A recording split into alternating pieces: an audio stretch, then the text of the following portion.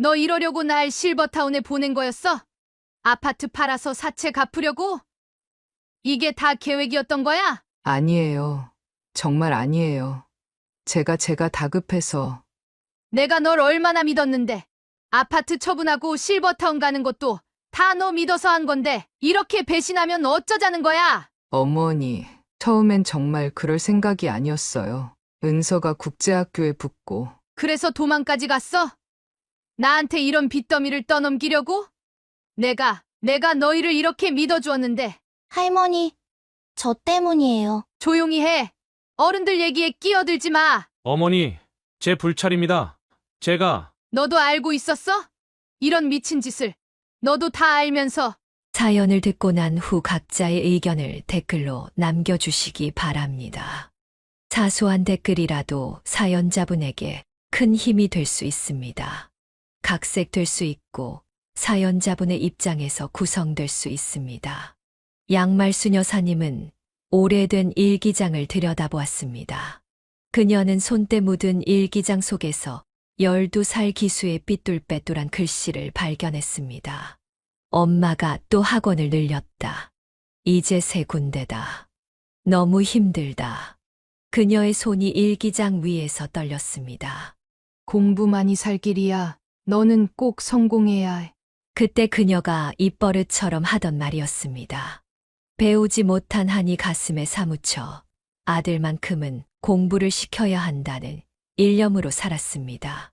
엄마, 나 진짜 힘들어. 다른 애들은 5군데씩 다닌다며. 너는 셋만 다니는 게 어디야.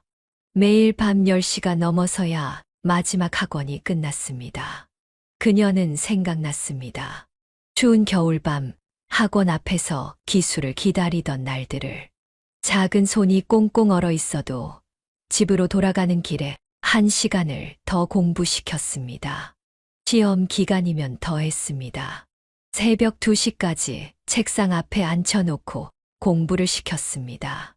졸음에 고개를 떨구는 아들의 어깨를 흔들며 깨웠던 순간들이 떠올랐습니다. 엄마, 제발 조금만 자면 안 돼? 안 돼. 이번에도 수학 90점 못 넘기면 너 알지? 성적표를 받아오던 날, 그녀는 기수의 눈빛부터 살폈습니다. 고개를 숙이고 들어오는 날이면 어김없이 회초리가 들었습니다. 왜 이 성적이야? 이렇게 공부시켰는데. 아파, 엄마 미안해요. 회초리 자국이 선명했던 기수의 종아리가 눈앞에 아른거렸습니다. 그때는 그게 사랑이라 믿었습니다. 매를 들면서도 너를 위해서야 라고 되뇌었습니다. 말수나 애한테 너무 심하다. 이웃집 언니의 걱정 어린 말도 귓등으로 흘렸습니다.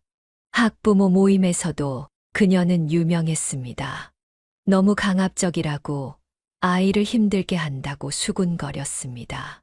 하지만 그녀는 개의치 않았습니다. 일기장을 넘기자 학교 성적표가 나왔습니다. 빨간 동그라미로 표시된 점수들, 그 옆에 꼼꼼히 적어둔 반평균, 1등 점수까지. 그녀는 한숨을 내쉬었습니다. 중학교에 들어가자 기수는 더욱 말이 없어졌습니다. 식사 시간에도 고개를 숙이고 학원에 가는 길에도 한마디 말이 없었습니다. 그저 그녀가 시키는 대로 묵묵히 따를 뿐이었습니다. 이번에는 100점 맞아야 해, 알겠지? 침묵으로 일관하는 아들을 볼 때마다 가슴 한켠이 아려왔지만 그녀는 멈출 수 없었습니다. 이것만이 아들을 위한 길이라 믿었습니다. 그녀는 일기장을 덮었습니다. 창밖으로 눈이 내리기 시작했습니다. 문득 저 멀리서 어린 기수의 울음소리가 들리는 것만 같았습니다. 책상 위에는 기수의 결혼식 청첩장이 놓여 있었습니다. 내일이면 결혼식이구나. 그녀는 천천히 일어나 벽에 걸린 달력을 바라보았습니다. 붉은 동그라미로 표시된 날짜가 다가오고 있었습니다.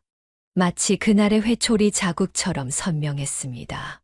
전화기가 울렸습니다. 기수였습니다.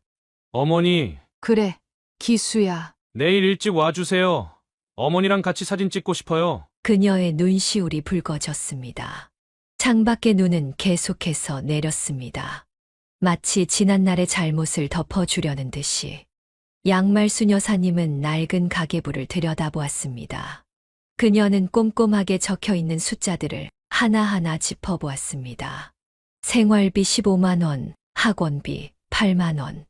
20년도 더 된 가계부에는 그날의 한숨이 고스란히 담겨 있었습니다. 오늘도 15만 원이야? 이걸로 어떻게 살아? 쓸데없는 돈 쓰지 마. 이것도 어디야. 다른 기사들은 10만 원도 안 준다더라. 매달 초 남편이 건네는 생활비는 늘 그녀의 한 달을 옥죄었습니다. 시장에서 반찬거리를 살 때도, 기수의 학용품을 살 때도 1,000원 단위까지 계산해야 했습니다. 여보, 기수 이번 달 학원비가 올랐대. 뭐? 지난달에도 올렸잖아. 다른 애들은 다 내고 다닌대. 우리 애만. 안 돼. 다른 집이야. 어떻게 하든 우리 집 살림이 있는데. 남편은 매일 새벽 4시에 일어나 밤 10시가 넘어서야 돌아왔습니다. 성실한 가장이었습니다. 하지만 그의 지나친 절약 버릇은 가족을 힘들게 했습니다. 밥은 꼭 다 먹어야 해. 한 톨도 남기면 안 돼. 여보, 애가 배부르다는데. 배부르다고? 나 어릴 때는 이런 밥도 못 먹었어. 식탁에서도 돈 이야기였습니다. 반찬을 담을 때도, 전기를 쓸 때도, 심지어 화장실 휴지를 쓸 때도 아껴야 한다고 했습니다. 어느 날 기수가 학교에서 울면서 돌아왔습니다. 엄마 친구들이 내가 구두쇠 아들이래. 그날 밤 그녀는 남편과 크게 다퉜습니다. 당신 때문에 애가 상처받잖아. 이게 무슨 꼴이야? 내가 돈 모으는 게 누구 때문이야? 다 너희들 위해서지. 시어머니는 그런 아들을 보며 한숨을 쉬었습니다. 얘야, 돈이 다가 아니란다. 손주도 좀 봐주고. 하지만 남편은 변하지 않았습니다. 오히려 나이가 들수록 더 심해졌습니다. 통장을 꽁꽁 묶어두고 장보기 영수증까지 일일이 검사했습니다. 이게 뭐야? 사과를 왜 이렇게 비싼 걸 샀어? 애 간식으로. 얘 간식. 그냥 밥 먹으면 되지. 그녀는 가계부를 덮었습니다. 창밖에서는 여전히 눈이 내리고 있었습니다. 결혼식장에 입고 갈 한복을 꺼내보았습니다. 새 한복을 사고 싶었지만 10년 전 큰 조카 결혼식 때 입었던 걸 다시 꺼냈습니다. 이제라도 당신이 보면 좋을 텐데. 남편이 떠난 후 그녀는 처음으로 금고를 열어보았습니다. 꼬박꼬박 모아둔 돈이 적지 않았습니다. 휴대폰이 울렸습니다. 기수였습니다. 어머니, 내일 제가 모시러 갈게요. 그래. 통화를 끊고 그녀는 옷장 깊숙이 보관해둔 남편의 마지막 버스기사 명찰을 꺼냈습니다. 닦아도 지워지지 않는 지문처럼 그의 흔적은 여전히 선명했습니다. 양말순 여사님은 장롱 깊숙이 보관해둔 시어머니의 물려받은 한복을 조심스레 꺼내보았습니다. 보자기를 풀자 은은한 향이 퍼졌습니다. 마치 시어머니의 체온이 아직도 남아있는 것만 같았습니다. 아가, 이거 나중에 내가 입으렴. 우리 며느리한테 딱이야. 시어머니의 목소리가 귓가에 맴돌았습니다. 그녀는 한복 소매를 쓰다듬으며 지난 날을 떠올렸습니다. 말순아, 이리 와서 앉아봐. 시어머니는 늘 그렇게 그녀를 부르셨습니다. 밥상에서도 마당에서도 방 안에서도 그녀를 찾으셨습니다. 특히 식사 시간이면 더했습니다. 이 생선 가시가 많아. 내가 발라줄게. 어머님, 제가 할 수 있어요. 됐어. 우리 며느리 입에 가시 들어갈까 걱정되어서. 친정어머니도 해주지 않았던 그 따뜻한 마음에 그녀는 늘 눈시울이 붉어졌습니다. 시어머니는 남편과 다투는 날이면 더 세심하게 그녀를 챙기셨습니다. 우리 아들이 성격이 급해서 그래. 내 마음 다 안다. 어머님, 사람이 살다 보면 다 그럴 수 있어. 시간이 지나면 괜찮아질 거야. 시어머니는 아들의 구두쇠 습관도 이해하려 노력하셨습니다. 얘가 어릴 때 너무 가난해서 그래. 늘 배고팠거든. 그게 트라우마가 된 거야. 그러면서도 몰래 그녀에게 용돈을 건네시곤 했습니다. 이거 기수 과자라도 사주렴. 할머니가 주는 거라고 하지 말고. 시어머니는 기수를 특히 예뻐하셨습니다. 학원에서 늦게 돌아오는 손주를 위해 맛있는 반찬을 항상 준비해 두셨습니다. 우리 기수 공부하느라 힘들지? 할미가 내 좋아하는 동그랑땡 만들어뒀다. 할머니, 감사해요. 식구들이 다 잠든 밤이면 시어머니는 그네를 방으로 불러 이야기를 나누셨습니다. 말순아, 너무 힘들면 말해. 내가 아들한테 얘기해 줄게. 아니에요, 어머님. 저는 괜찮아요. 에이, 괜찮긴. 너 눈에 다 보여. 명절이면 시어머니는 일찍 일어나 부엌을 정리하고 계셨습니다. 어머님, 제가 할게요. 됐어. 너는 피곤할 텐데.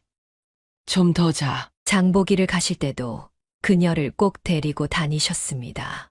이 생선이 제일 싱싱해. 우리 며느리 입맛에 딱이야. 시장 구경을 하면서도 그녀의 어깨를 쓰다듬어 주시곤 했습니다. 남편과 크게 다툰 날이었습니다. 기수의 학원비 문제로 또다시 싸움이 났습니다. 애비가 돈을 아끼는 게 다 이유가 있을 거 아니냐. 하지만 어머님, 그래도 내 마음 이해해야 한다. 내가 아들한테 잘 얘기해 볼게. 시어머니는 그날 밤 아들을 불러 긴 이야기를 나누셨습니다. 그 후로 남편은 조금씩 변하기 시작했습니다. 양말순 여사님은 한복을 다시 보자기에 곱게 싸서 장롱 속에 넣었습니다. 창밖에는 여전히 눈이 내리고 있었습니다. 어머님, 내일 기수가 결혼해요. 시어머니의 영정사진 앞에 꽃을 꽂으며 그녀는 눈물을 훔쳤습니다. 어머님이 보시면 얼마나 좋아하셨을까. 문득 시어머니의 마지막 말씀이 떠올랐습니다. 말순아, 다음 생에는 내가 내 딸로 태어날게. 그때는 내가 널 더 잘할게. 휴대폰이 울렸습니다. 기수의 예비 신부 활이었습니다. 어머님, 내일 뵐 생각에 잠이 안 와요. 그래, 화리의 다정한 목소리가 마치 젊은 시절 시어머니의 음성처럼 따뜻하게 느껴졌습니다. 양말순 여사님은 옛 등기부등본을 들여다보았습니다. 바랜 종이 위에 찍힌 도장 자국이 아직도 선명했습니다. 그날의 기억이 또렷이 떠올랐습니다. 말순아, 이거 진짜 대박이야. 지금이 기회라고. 동네 친구 경자가 숨을 헐떡이며 달려왔던 그날은 벚꽃이 한창이던 봄날이었습니다. 무슨 일이야? 경자야? 여기 봐. 이 땅이 곧 개발된대. 지금 사면 2달 안에 2배는 뛴다니까. 경자는 부동산 전단지를 그녀의 손에 쥐어주었습니다. 깨끗한 도면과 그럴듯한 개발 계획이 그려진 종이었습니다. 나도 집 대출 받아서 살 거야. 우리 같이 하자. 이런 기회 2번 다시 안 와. 그녀는 망설였습니다. 남편을 설득하는 일이 쉽지 않을 것을 알았기 때문입니다. 여보, 이거 한번 볼래요? 뭐야 이게? 저기, 투자. 투자? 얼마나 많은 사람들이 투자한다고 망했는지 몰라? 남편은 단번에 화를 냈습니다. 하지만 그녀는 포기할 수 없었습니다. 기수의 대학 등록금을 생각하면 이대로는 안 될 것 같았습니다. 어머님, 어떡하죠? 시어머니는 한참을 생각하시더니 마침내 입을 여셨습니다. 내가 아들을 설득해 볼게. 내 통장에도 좀 있으니까. 시어머니의 도움으로 겨우 남편을 설득할 수 있었습니다. 알았어. 하지만 잘못되면 당신 책임이야. 전세금을 빼고 시어머니의 도움까지 받고 여기저기서 돈을 빌려 7천만 원이 조금 넘는 돈을 마련했습니다. 그들이 보여준 서류는 완벽해 보였습니다. 도장도 찍혀 있고 관공서 직인도 있었습니다. 걱정 마세요. 제가 보증합니다. 부동산 중개사의 말을 믿었습니다. 경자도 함께였고 다른 지인들도 여러 투자한다고 했습니다. 계약 후 한 달이 지났을 때였습니다. 전화가 왔습니다. 말순 씨, 큰일 났어요. 사기래요. 사기. 그녀의 손에서 전화기가 떨어졌습니다. 귀가 멍멍했습니다. 다리에 힘이 풀려 주저앉고 말았습니다. 여보. 여보. 남편에게 전화를 걸었지만 받지 않았습니다. 퇴근 시간이 지나도 남편은 돌아오지 않았습니다. 경찰서에 가보니 이미 많은 피해자가 있었습니다. 완벽해 보였던 서류는 모두 위조된 것이었습니다. 업자들은 이미 도주한 뒤였습니다. 이제 어떡하지? 어떻게? 집으로 돌아오는 길, 남편은 한마디도 하지 않았습니다. 그저 소주만 들이켰습니다. 기수는 부모의 표정을 살피다 자기 방으로 들어가 버렸습니다. 그날 이후 남편은 말이 없어졌습니다. 출근은 했지만 퇴근하면 곧장 소주부터 찾았습니다. 시어머니는 매일 밤 눈물로 지새웠습니다. 내가 망쳤어. 다 내가 망쳤어. 저축은행에서도 보험회사에서도 독촉 전화가 왔습니다. 밤마다 남편의 흐느끼는 소리가 들렸고 기수는 점점 말이 없어져만 갔습니다. 시어머니는 자신을 자책하며 끼니를 거르기 시작했습니다. 양말수 여사님은 새벽 2시가 넘도록 잠들지 못했습니다. 남편은 또다시 술을 마시러 나갔습니다. 요즘 들어 그의 발걸음이 더욱 불안정해져만 갔습니다. 여보, 이제 그만 마셔요. 시끄러워. 내가 왜 이 모양이 됐는지 몰라서 그래. 그 돈이 다 어디로 갔는데? 남편의 고함 소리에 기수가 방문을 열었습니다. 아빠, 제발. 너도 그러면 안 되는 거야. 내가 우리 집 식구들 먹여 살리려고 얼마나 고생하는지 다들 몰라서 그러는 거야. 매일 밤 같은 상황이 반복되었습니다. 빚쟁이들은 하루가 멀다 하고 찾아왔고 독촉장은 우편함을 가득 채웠습니다. 당신, 우리 어떡하면 좋아요? 그녀의 물음에 남편은 대답 대신 소주병을 들이켰습니다. 눈빛이 점점 초점을 잃어갔습니다. 시어머니는 아들의 모습을 보며 밤마다 눈물을 흘렸습니다. 이러다 큰일 나겠어. 병원에라도 데려가 봐야. 하지만 남편은 완강히 거부했습니다. 내가 미쳤나? 왜 병원에 가? 병원 가면 치료비는 누가 될 건데? 그날도 평소와 다름없는 아침이었습니다. 남편은 출근한다며 집을 나섰고 기수는 학교에 갔습니다. 그녀는 시장에 가서 장을 보고 돌아왔습니다. 여보, 나왔어요. 대답이 없었습니다. 이상했습니다. 남편의 구두가 현관에 있었습니다. 분명 출근했어야 했는데. 여보, 욕실 쪽에서 물 흐르는 소리가 들렸습니다. 그녀는 천천히 욕실 문 앞으로 걸어갔습니다. 여보, 거기 있어요? 노크를 했지만 대답이 없었습니다. 불길한 예감이 들었습니다. 문을 열려 했지만 잠겨 있었습니다. 바로 그때 현관문이 열렸습니다. 엄마, 나왔어. 기수야, 빨리 와봐. 기수가 달려왔습니다. 왜 그러세요? 아빠가 안에서 대답을 안 해. 기수는 재빨리 공구함을 가지고 와서 문을 열었습니다. 그 순간 모든 것이 멈춘 것만 같았습니다. 아버지, 기수의 절규가 온 집안을 울렸습니다. 그녀는 그 자리에 주저앉고 말았습니다. 구급차 사이렌 소리, 경찰들의 발걸음 소리, 이웃들의 수군거림. 모든 것이 꿈만 같았습니다. 시어머니가 달려왔을 때는 이미 모든 것이 끝난 후였습니다. 우리의 아들, 우리의 아들. 장례를 치르는 3일 동안 기수는 한마디도 하지 않았습니다. 그저 멍하니 영정사진만 바라보았습니다. 조문객들은 하나같이 말했습니다. 어쩌다가 이런 일이. 장례를 마치고 빈 집으로 돌아왔을 때 처음으로 기수가 입을 열었습니다. 엄마, 응, 우리 이제 어떡해요? 그녀는 대답할 수 없었습니다. 시어머니는 정신을 차리지 못한 채 계속 울기만 했습니다. 내 아들이 왜? 빚쟁이들은 장례식이 끝나자마자 다시 찾아왔습니다. 독촉장은 계속해서 날아들었고 이자는 눈덩이처럼 불어났습니다.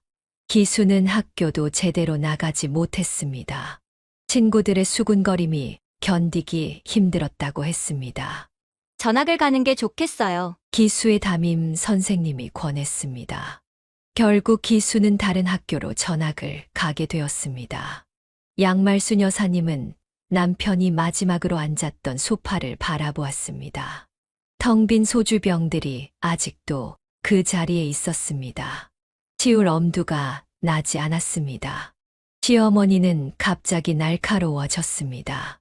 처음으로 그녀에게 손가락질을 했습니다. 내가 우리 아들을 죽였어. 양말순 여사님은 영문도 모른 채 시어머니가 던진 물그릇에 온몸이 흠뻑 젖고 말았습니다. 아침부터 시작된 시어머니의 분노는 해가 저물어도 수그러들 기미가 보이지 않았습니다. 이 독사년! 우리 아들을 죽인 뱀 같은 년! 어머님, 저도 몰랐어요. 저도. 입 닥쳐! 내가 아니었으면 우리 아들이 어떻게 죽어? 내가 죽여놨잖아! 시어머니는 부엌에 있는 그릇은 모조리 집어 던지셨습니다. 깨진 그릇 조각이 사방에 흩어졌지만 그녀는 움직일 수가 없었습니다. 어머님, 진정하세요. 기수가 보면. 기수! 내가 무슨 염치로 기수 얘기를 해! 애 아빠도 없이 어떻게 살라고! 밥상을 차려드려도 보지도 않고 엎어버리셨습니다. 무릎을 꿇고 사정해도 소용없었습니다. 밥 같은 소리 하지 마! 독약 탔겠지! 시어머니의 고함 소리에 옆집 사람들이 달려왔습니다. 어머님, 이러시면 안 돼요. 다들 나가! 인연이 우리 아들을 어떻게 했는지 너희들은 몰라! 한밤중에도 그녀를 불러내셨습니다. 겨울밤 앞마당에 무릎 꿇고 앉아있으라 하셨습니다. 죄를 빌어! 우리 아들한테 빌어! 어머님, 추워요. 추워? 땅속에 있는 우리 아들은 얼마나 춥겠어! 시어머니는 그녀의 머리 위에 얼음물을 부어버리셨습니다. 온몸이 얼어붙었지만 그녀는 꼼짝도 할 수 없었습니다. 엄마, 할머니, 그만하세요. 기수가 달려나왔지만 시어머니의 분노는 멈추지 않았습니다. 너는 들어가. 이건 어른들 일이야! 매일 밤 그녀는 무릎을 꿇었고 매일 밤 시어머니는 울부짖었습니다. 시어머니의 한숨소리, 울음소리, 저주의 말들이 집안을 가득 채웠습니다. 식사 시간이면 더욱 참혹했습니다. 시어머니는 그녀가 차린 밥상을 보자마자 뒤집어 엎었습니다. 이런 걸 어떻게 먹어? 독이 들었을지도 모르는데! 깨진 그릇 조각에 그녀의 발이 베어도 아무도 신경 쓰지 않았습니다. 기수는 그런 광경을 보며 점점 말이 없어져 갔습니다. 할머니, 제발. 기수의 애원에도 시어머니의 분노는 식을 줄 몰랐습니다. 오히려 더 격렬해졌습니다. 2년 때문에 내 아빠가 죽었어. 내가 이해해? 밤마다 시어머니는 남편의 영정사진 앞에서 울었습니다. 우리 아들, 내 아들 2년 때문에. 그녀는 매일 밤 시어머니의 방문 앞에서 무릎을 꿇었습니다. 어머님, 죄송해요. 정말 죄송해요. 하지만 용서는 없었습니다. 대신 차가운 물벼락이 그녀를 덮쳤습니다. 이 정도가 뭐야? 우리 아들이 얼마나 고통스러웠는데! 이웃들은 수군거렸고 친척들은 외면했습니다. 아무도 그녀의 편은 없었습니다. 시어머니의 분노는 계절이 바뀌어도 식지 않았습니다. 봄이 오고 여름이 가고 가을이 왔지만 매일 밤 그녀는 무릎을 꿇어야 했습니다. 이웃집 아주머니의 걱정도 소용없었습니다. 시어머니의 한은 깊어만 갔고 그녀를 향한 분노는 날이 갈수록 커져만 갔습니다. 양말순 여사님은 병원 복도를 서성이고 있었습니다. 시어머니의 검사 결과를 기다리는 시간이 너무나 길게 느껴졌습니다. 한 달 전부터 시어머니는 밥을 제대로 드시지 못했고 기침이 멈추지 않았습니다.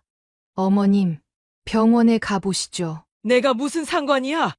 그냥 내버려둬. 하지만 피를 토하신 그날 밤, 더 이상 미룰 수 없었습니다. 응급실로 실려가는 시어머니의 손이 유난히 차가웠습니다. 말기 폐암입니다. 이미 많이 진행된 상태예요. 의사의 말에 그녀의 다리에 힘이 풀렸습니다. 시어머니는 산소 호흡기를 끼고 누워 계셨습니다. 어머님, 가라고. 힘없는 목소리로도 여전히 그녀를 내쫓으려 하셨습니다. 하지만 그녀는 병실을 떠날 수 없었습니다. 저 좀 있게 해주세요. 밤새 시어머니의 손을 잡고 있었습니다. 며칠 전까지도 그녀에게 물건을 던지시던 그 손이 이제는 힘없이 축 처져 있었습니다. 어머님, 미음 한 숟가락만 드셔보세요. 싫어. 내가 준비한 건 제가 직접 끓였어요. 예전에 어머님이 가르쳐 주신 대로. 시어머니의 눈에 처음으로 흔들림이 보였습니다. 떨리는 손으로 한 숟가락을 드시더니 이내 고개를 돌리셨습니다. 맛이 똑같네. 날이 갈수록 시어머니의 상태는 나빠졌습니다. 그녀는 밤낮으로 병실을 지켰습니다. 시어머니가 깨어 있을 때도 주무실 때도 그 자리를 떠나지 않았습니다. 왜 이러는 거야? 어머님 딸이잖아요. 처음으로 그녀의 말에 시어머니가 눈물을 보이셨습니다. 이제 와서 그런 말을. 전 늘 어머님 딸이었어요. 못된 딸이었지만. 시어머니의 마른 손이 그녀의 손을 찾았습니다. 떨리는 손길이었습니다. 미안하다. 내가 너무 미안해. 어머님, 내가 너무 힘들게 했지. 용서해라. 그렇게 조금씩 둘의 관계는 녹아내리기 시작했습니다. 시어머니는 치료를 받으면서도 그녀의 손을 놓지 않으셨습니다. 말순아, 네, 어머님. 그날 널 너무 미워했어. 내 아들이 그렇게 될 줄은 몰랐어. 저도 너무 죄송해요. 아니, 내 잘못이 아니야. 우리 모두의 잘못이었어. 시어머니의 상태는 급격히 나빠졌습니다. 산소 호흡기 소리만이 적막한 병실을 채웠습니다. 기수야, 할미가 미안하다. 할머니, 너희 엄마를 잘 부탁한다. 마지막 날이 다가오고 있다는 걸 모두가 알 수 있었습니다. 시어머니는 그녀의 손을 더욱 단단히 잡았습니다. 말순아, 네, 어머님. 다음 생에는 내가 내 딸로 태어날게. 어머님. 그때는 내가 더 잘할게. 시어머니의 마지막 말이었습니다. 그렇게 조용히 마치 잠드시듯 떠나셨습니다. 창밖으로 봄비가 내리고 있었습니다. 어머님, 어머님. 기수가 그녀를 부축했습니다. 모자는 오랫동안 시어머니의 차가워진 손을 잡고 있었습니다. 병실 창가에 놓인 시어머니의 마지막 미음 그릇에는 아직도 숟가락이 꽂혀 있었습니다. 봄비는 계속해서 내렸고 병실은 깊은 침묵에 잠겼습니다.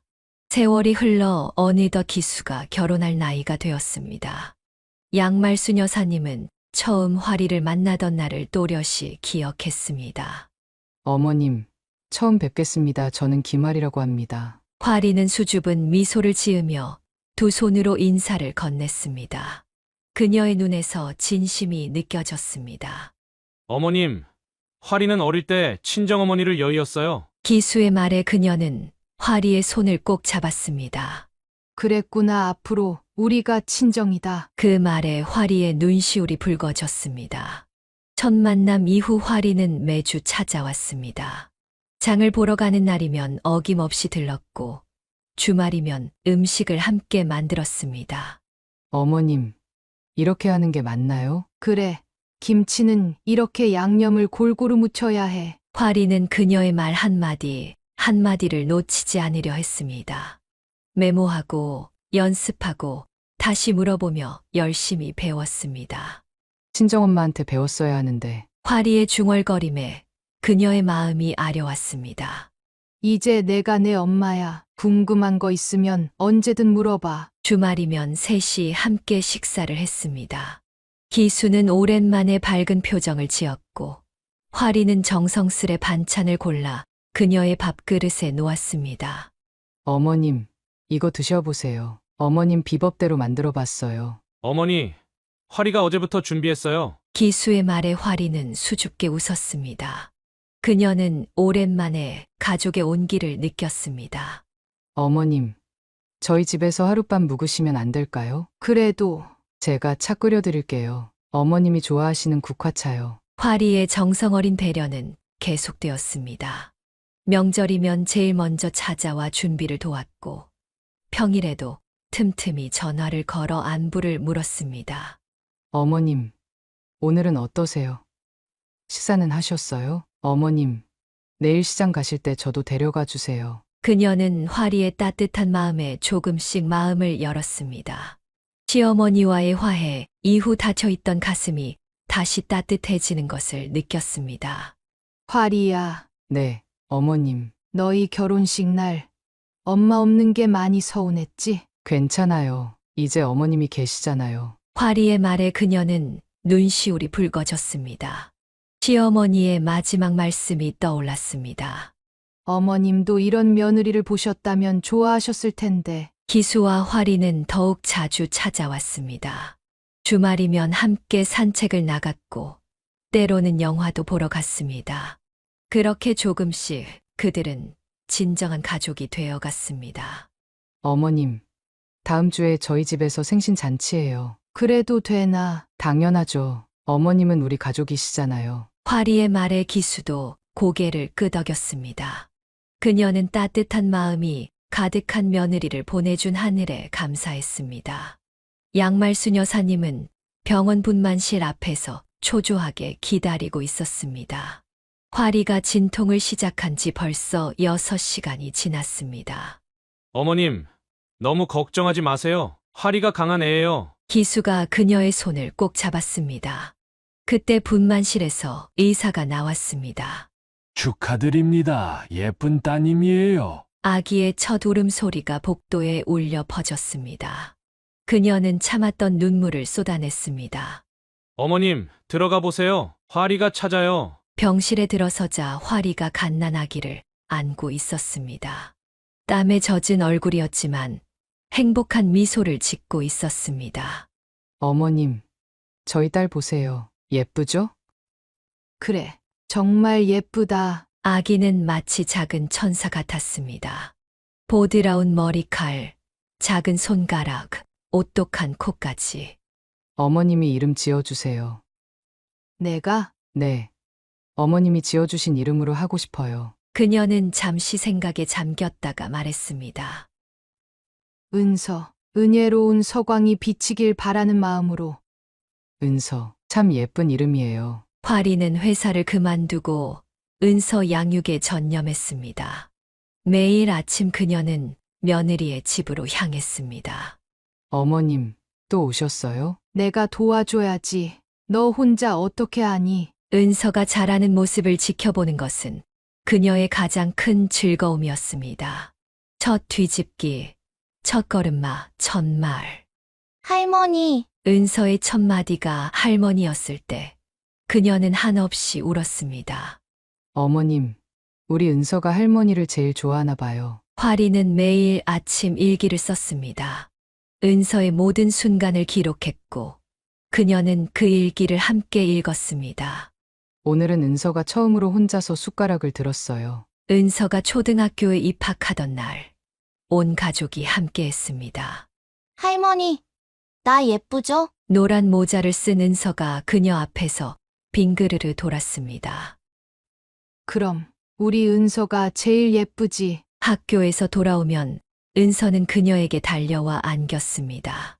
할머니, 오늘은 선생님이 칭찬해 주셨어요. 우리 은서가 최고구나. 주말이면 온 가족이 함께 공원에 나갔습니다. 기수는 은서를 어깨에 태우고 화리는 도시락을 준비했습니다. 어머님, 이거 드세요. 어머님 좋아하시는 김밥이에요. 그렇게 하루하루 지나며 가족의 정은 더욱 깊어졌습니다. 은서가 자라는 만큼 그들의 관계도 성장했습니다. 할머니, 내일도 와주실 거죠? 그럼, 할머니가 맛있는 간식도 만들어 올게. 저녁이면 은서가 그녀의 무릎에 누워 책을 읽었습니다. 화리는 그 모습을 사진으로 담았습니다.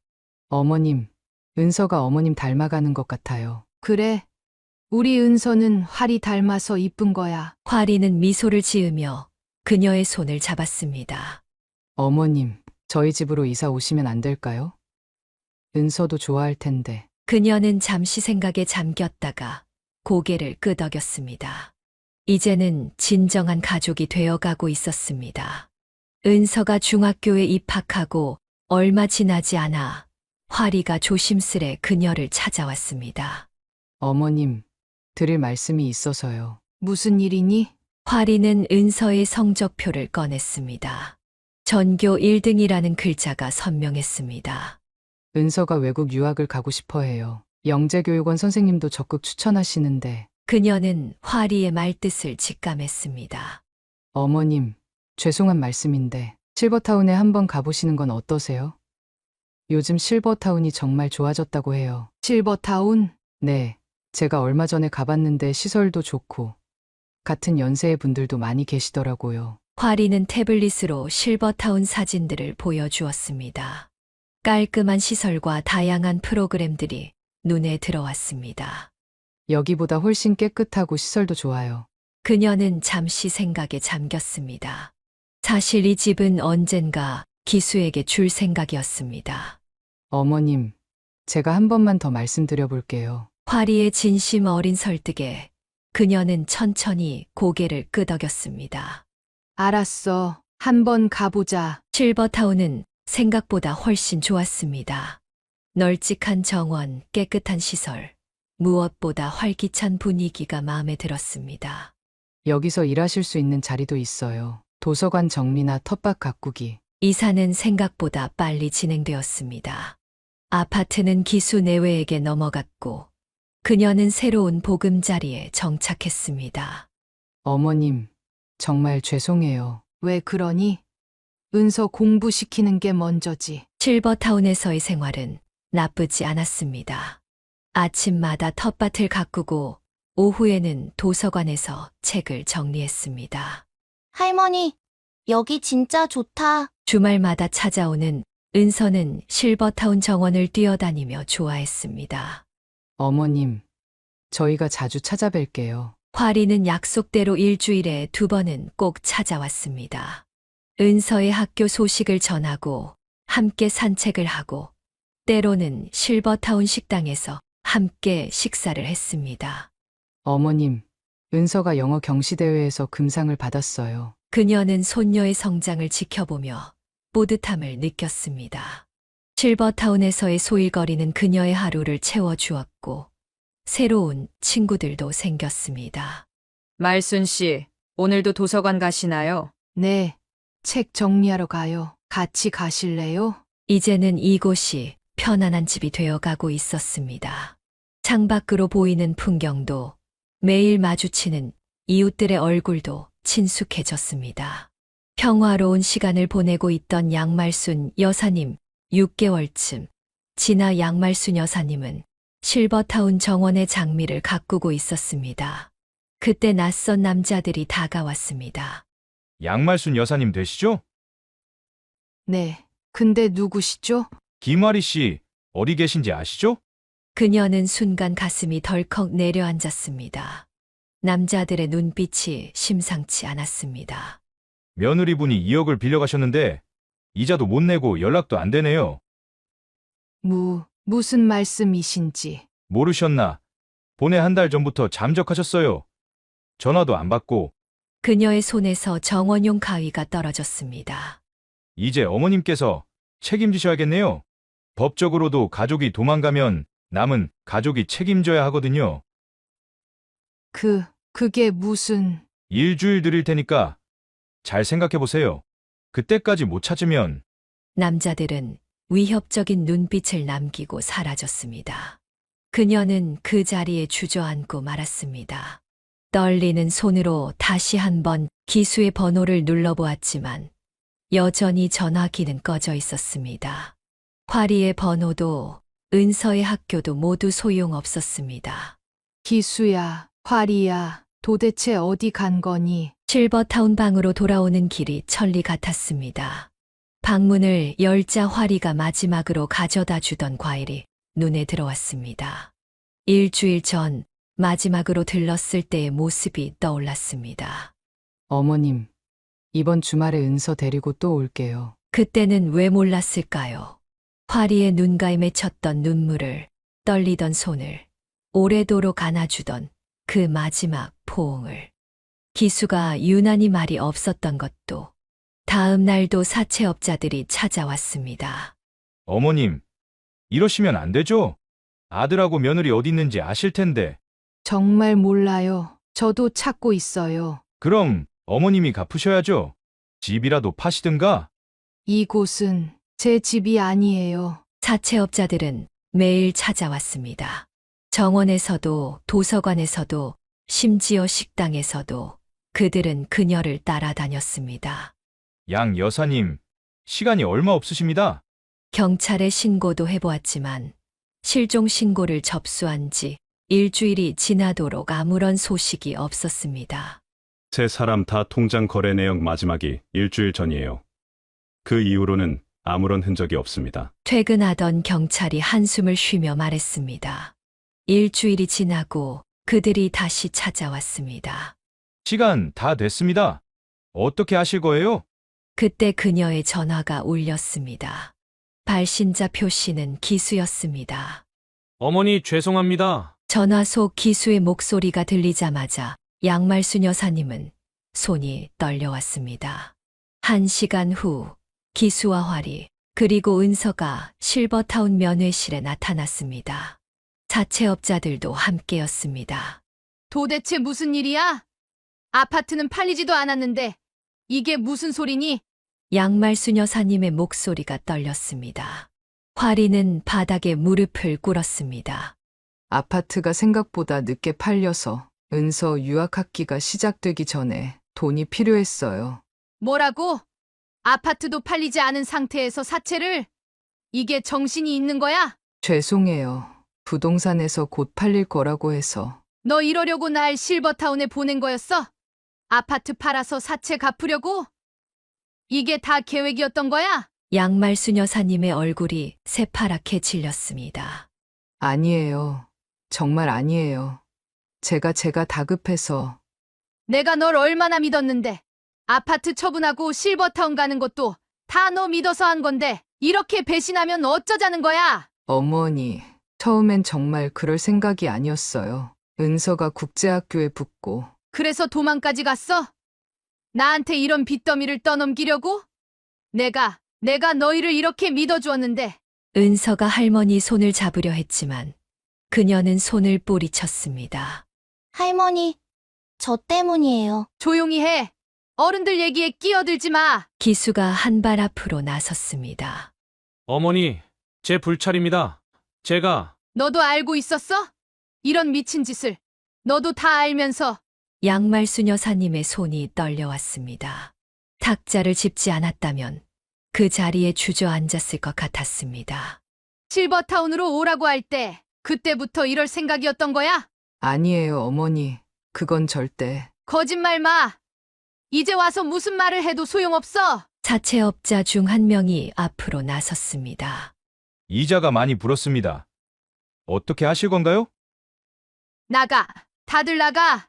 이제 보니 너희들 다 똑같아. 돈만 보면. 화리가 그녀의 발 앞에 엎드렸습니다. 어머님, 죽을 죄를 지었습니다. 제발. 내가 얼마나 널 믿었는지 알아?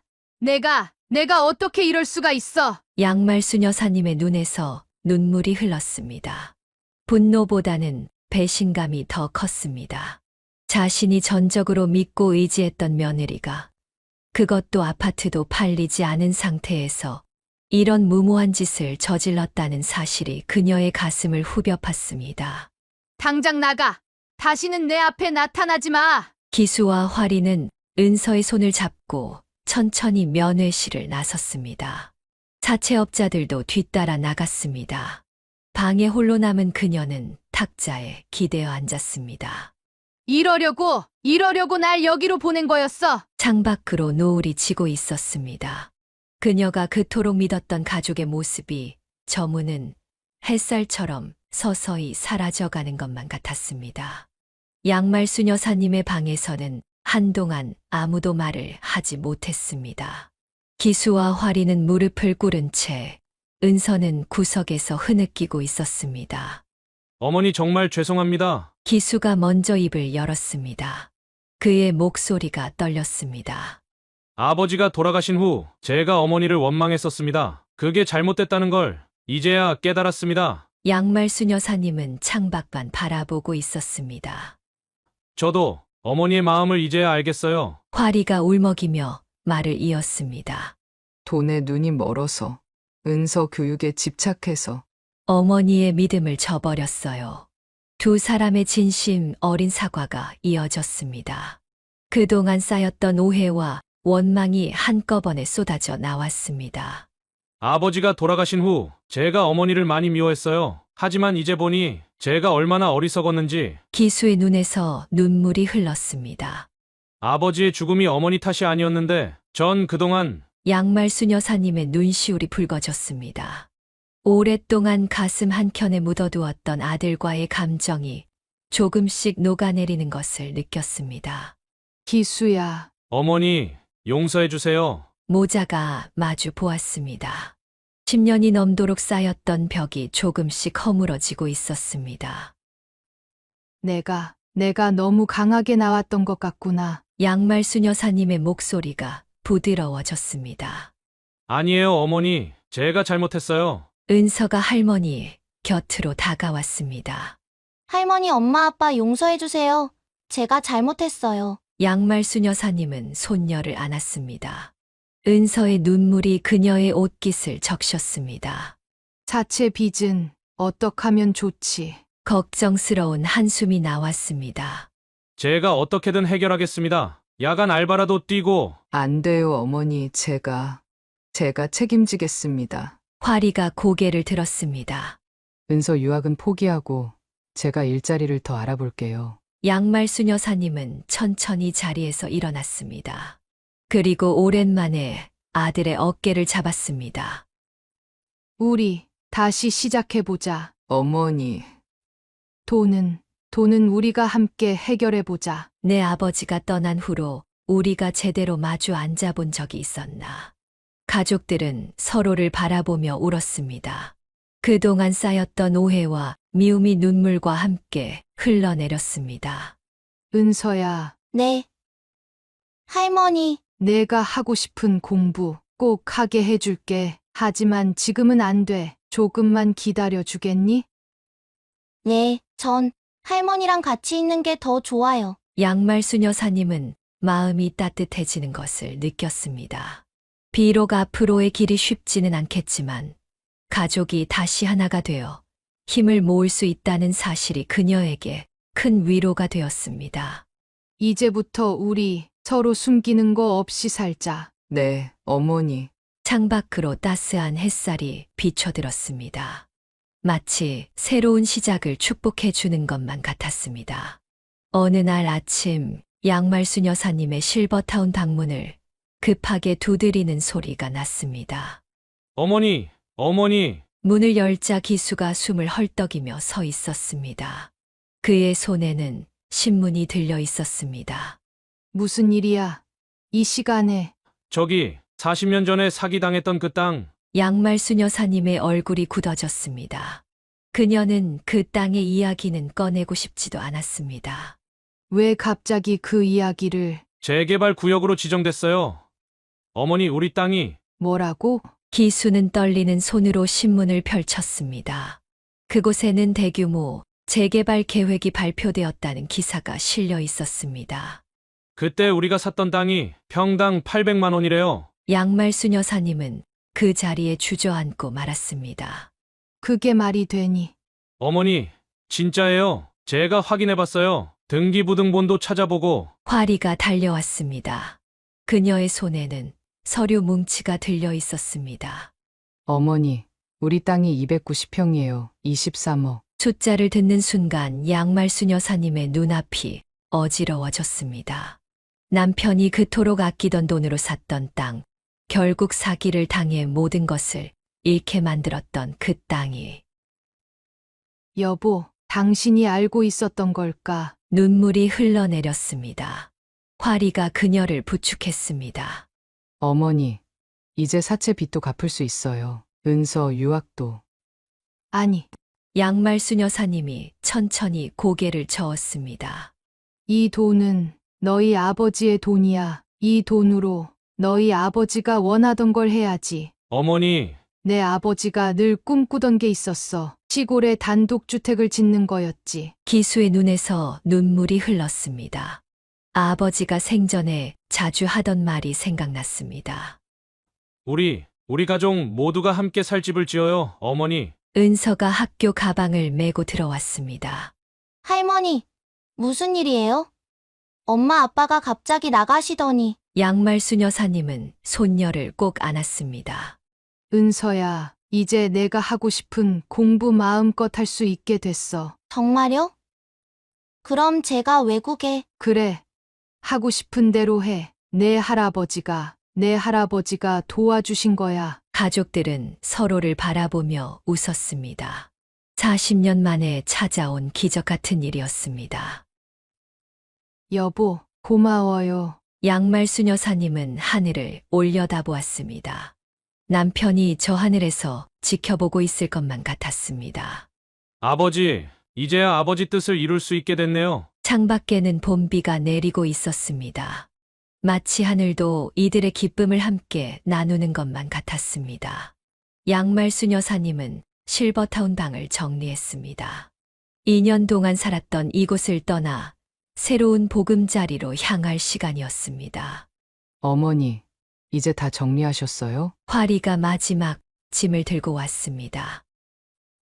응, 이제 다 됐어. 기수가 아파트 매매 계약서를 들고 왔습니다. 시세보다 조금 낮은 값에 팔았지만 마음 좋은 젊은 부부에게 팔아 후회는 없었습니다. 어머니, 이제 가시죠. 건축가가 기다린다고 해요. 남편이 생전에 늘 이야기하던 그 자리였습니다. 시내에서 조금 떨어진 곳에 위치한 넓은 대지. 앞으로는 논밭이 펼쳐져 있고 뒤로는 작은 산이 있는 곳이었습니다. 여보, 당신이 원하던 곳이에요. 양말순 여사님은 부지를 밟으며 중얼거렸습니다. 건축가가 도면을 펼쳤습니다. 할머니 방은 앞마당이 보이는 방으로 했어요. 은서가 도면을 가리키며 신이 났습니다. 여기 보세요. 제 방 옆에 서재도 있어요. 1층에는 어르신 방과 거실, 주방을 두고 2층은 기수님 가족이 쓰시면 될 것 같습니다. 건축가의 설명에 가족들은 고개를 끄덕였습니다. 남편이 꿈꾸던 대로였습니다. 마당에는 텃밭도 만들 거예요, 어머니. 화리가 말했습니다. 양말순 여사님은 눈시울이 붉어졌습니다. 여보, 우리가 드디어 이루네요. 공사는 빠르게 진행되었습니다. 매일같이 가족들은 공사 현장을 찾았고 하나하나 완성되어 가는 집을 바라보며 행복해했습니다. 할아버지가 보시면 좋아하셨을 텐데. 은서의 말에 모두가 잠시 숙연해졌습니다. 할아버지는 보고 계실 거야. 따뜻한 봄날 마침내 집이 완성되었습니다. 현관문을 열고 들어서자 햇살이 가득 들어왔습니다. 어머니, 이제 정말 한 집에서 살게 됐네요. 화리가 양말순 여사님의 손을 잡았습니다. 그래, 이제야 너희 아버지의 꿈을 이뤘구나. 마당에는 아직 흙먼지가 날렸지만 곧 예쁜 정원이 될 자리였습니다. 뒤뜰에는 이미 작은 텃밭이 준비되어 있었습니다. 할머니, 제 방 보러 가요. 은서가 그녀의 손을 잡아 끌었습니다. 2층으로 올라가는 계단을 오르며 양말순 여사님은 생각했습니다. 이제야 진정한 가족이 되어가는 것 같았습니다. 여보, 잘 살고 있다고 전해주세요. 그날 밤 새 집에서의 첫 식사는 특별했습니다. 화리가 정성스레 준비한 밥상에는 고향의 맛이 가득했습니다. 이제 진짜 시작이네요, 어머니. 기수가 말했습니다. 양말순 여사님은 따뜻한 미소를 지었습니다.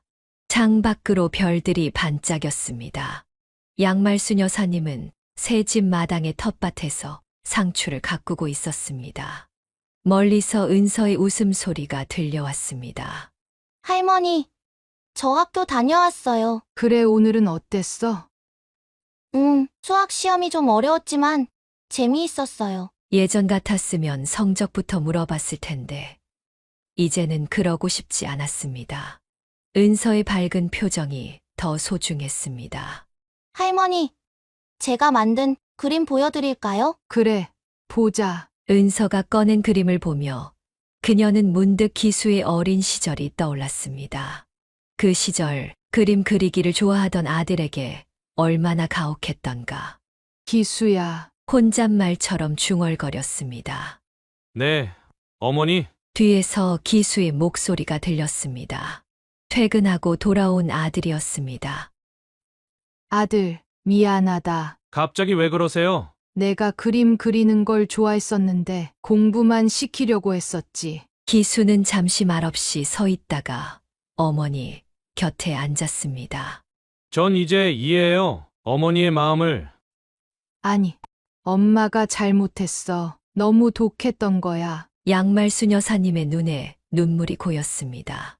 매일 밤 학원에서 돌아오면 내 눈이 얼마나 초점이 없었는지 그때는 몰랐어. 어머니, 새벽까지 공부시키고 성적 떨어지면 매질하고 그게 다 사랑이라고 생각했는데 텃밭의 상추잎에 그녀의 눈물이 떨어졌습니다. 은서야, 너는 하고 싶은 거 다 해라. 할머니가 이제는 알아. 진짜 공부가 뭔지. 은서가 할머니를 꼭 안았습니다. 할머니, 전 할머니가 좋아요. 이제는 제 얘기도 많이 들어주시고. 저녁 식사 시간, 화리가 밥상을 차렸습니다. 어머니, 오늘은 왜 이렇게 조용하세요? 그냥 옛날 생각이 나서. 어머님도 그때는 최선을 다하신 거예요. 아니다. 내 욕심이었어. 배우지 못한 한을 자식에게 풀려고 한 거지. 양말순 여사님은 기수를 바라보았습니다. 이제야 알겠다. 부모는 자식의 인생을 대신 살아주는 게 아니라 자식이 자기 길을 찾아갈 수 있게 도와주는 거라는 걸. 밤이 되어 가족들이 각자의 방으로 돌아간 후 그녀는 마당에 나와 별을 바라보았습니다. 여보, 이제야 진짜 엄마가 되는 것 같아요. 바람이 살랑 불어왔습니다. 마치 남편이 그녀의 깨달음을 축복해 주는 것만 같았습니다.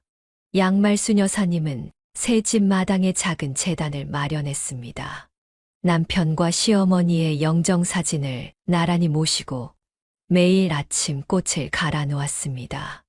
여보, 어머님, 오늘도 좋은 아침이에요. 그동안 가슴 깊이 묻어두었던 죄책감이 조금씩 녹아내리고 있었습니다. 어머니, 꽃새로 꽂아드릴까요? 화리가 국화 한 다발을 들고 다가왔습니다. 그래, 같이 하자. 두 사람은 조용히 꽃병에 물을 갈고 새 꽃을 꽂았습니다. 어머님, 이제는 너무 자책하지 마세요. 응. 돌아가신 분들도 어머님이 이렇게 괴로워하시는 걸 원치 않으실 거예요. 양말순 여사님은 시어머니의 영정사진을 바라보았습니다. 임종 직전 다음 생에는 딸로 태어나자던 그 말씀이 다시 귓가에 맴돌았습니다. 어머님, 이제야 그 말씀의 의미를 알 것 같아요. 용서해 주신 거였죠. 기수가 퇴근길에 들린 절에서 산 꽃등을 가져왔습니다. 어머니, 이거 아버지하고 할머니 앞에 놓아드릴까요? 그래, 참 예쁘구나. 은은한 불빛이 영정사진을 비추었습니다. 따뜻한 빛이 마치 두 분의 미소 같았습니다. 아버지 할머니 보고 계시죠? 이제 우리가 정말 가족이 되어가고 있어요. 은서가 학교에서 만든 종이학을 가져왔습니다. 할아버지, 증조할머니, 제가 만든 거예요. 예쁘죠? 양말순 여사님은 손녀의 머리를 쓰다듬었습니다. 그래, 두 분이 정말 좋아하실 거야. 저녁이 되자 가족들은 제단 앞에 모여 앉았습니다. 여보, 어머님, 이제야 말씀드릴 수 있을 것 같아요. 양말순 여사님의 목소리가 떨렸습니다. 그동안 너무 죄책감에 사로잡혀 있었어요. 당신이 그렇게 되신 것도, 어머님이 그렇게 가신 것도 다 제 잘못인 것만 같았어요. 가족들이 조용히 그녀의 이야기를 들었습니다. 하지만 이제는 알아요. 우리 모두가 최선을 다했다는 걸. 그때는 그게 최선이었다는 걸. 눈물이 흘렀지만 이번에는 후회의 눈물이 아닌 것 같았습니다. 이제는 행복해도 될 것 같아요. 그동안 제가 행복해지는 것조차 죄책감이 들었는데, 기수가 어머니의 손을 잡았습니다. 어머니, 아버지와 할머니도 분명 그러길 바라실 거예요. 화리도 다가와 양말순 여사님을 안았습니다. 이제 우리 모두 행복해져요, 어머님. 밤이 깊어갔지만 꽃등의 불빛은 여전히 따뜻했습니다. 마치 돌아가신 두 분이 이들의 새로운 시작을 축복해 주시는 것만 같았습니다. 여보, 어머님, 이제 정말 편히 쉬세요. 우리가 잘 살아갈게요. 처음으로 양말순 여사님의 마음이 가벼워지는 것을 느꼈습니다. 오랜 시간 짊어졌던 무거운 짐을 내려놓는 것만 같았습니다. 사연을 듣고 댓글을 남겨주시기 바랍니다. 사소한 의견일지라도 사연자분에게는 큰 힘이 됩니다. 노골적인 악성 댓글은 사연자분에게 상처가 될 수 있으니 삼가주시기 바랍니다.